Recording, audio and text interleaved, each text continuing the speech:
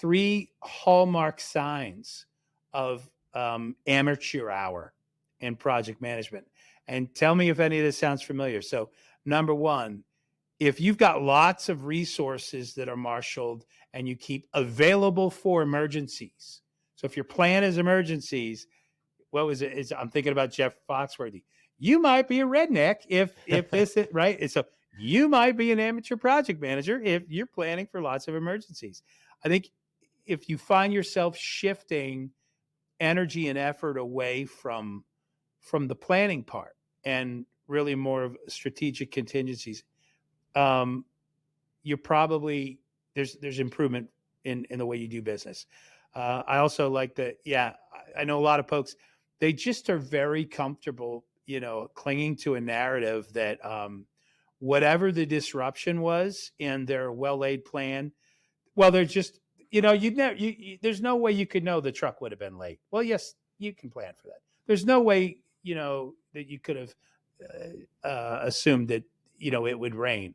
Well, if you're in Florida from June to November, which is hurricane season, you can set your watch by torrential rains from, 3 o'clock till 7 o'clock at night. And the one I think we can all appreciate is if you are a crisis junkie, right? And the thrill of getting close to failure, just so you can slide into third base or home plate in the 11th hour and make it work at the last possible moment. I refer to that as the superhero syndrome, right?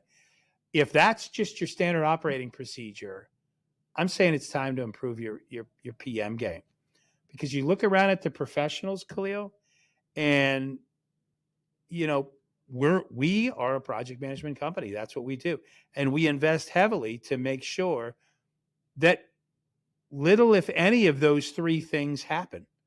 And when surprises happen, right, we expect them, because we know a lot of what we do in our business model is we just have to react, and things that we know are out of our control. So we have to accept them, and we just shift to whatever the next play in the playbook is, because we've already planned out how to respond to that. So, yeah. I think with those three things, those hallmarks, you might be an amateur project manager if I think it's really summed up by urgency, by just like the tyranny of the urgent, and always great phrase. I trying love to that phrase. save the day at the last minute, always having, time available for emergencies. I mean, it's just nothing good happens whenever you're forced into urgent. And I don't want to say nothing good. There's brilliant decisions are made in the heat of the moment sometimes. But if you're relying on that day to day, on project to project, you're really putting yourself in a poor position, and most likely your client that you're serving through the project management that you're doing.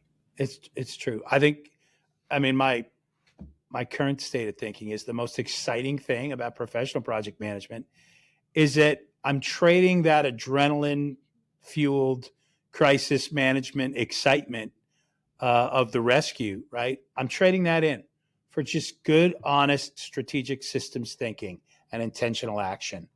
It sounds more boring, but it really is. It's a better experience for the customer. And I think most project management tactics, I think you'd agree, they tend to make heroes out of the people that show up with that last minute save.